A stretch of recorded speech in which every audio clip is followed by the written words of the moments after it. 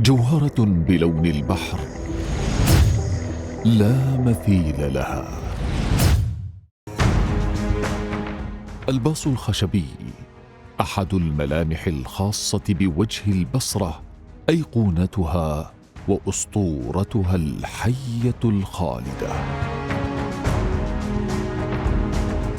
عمره 65 عاما، لم يفقد خشبه ذاكرة الزمان والمكان. مقاعده حيكت بكلمات الحب والكرم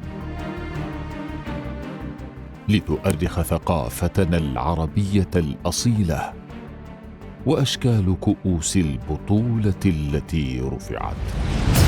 تاجه كأس الخليج العربي.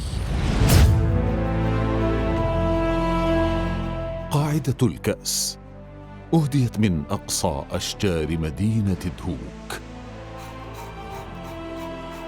وأبدع في نحت أمواجها فنان من البصرة.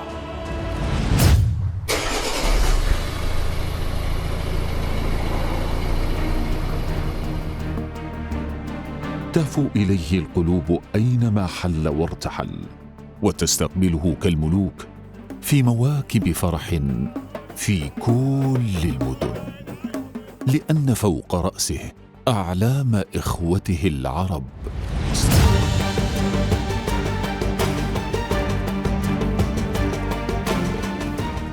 باص الخليج أضخم برنامج رياضي خاص بكأس الخليج العربي، ورحلة محبة وسلام خالدة في كافة مدن العراق والدول الخليجية، واشتياق من قلب العراق إلى إخوته، لنقول بأن خليجنا وقلبنا واحد.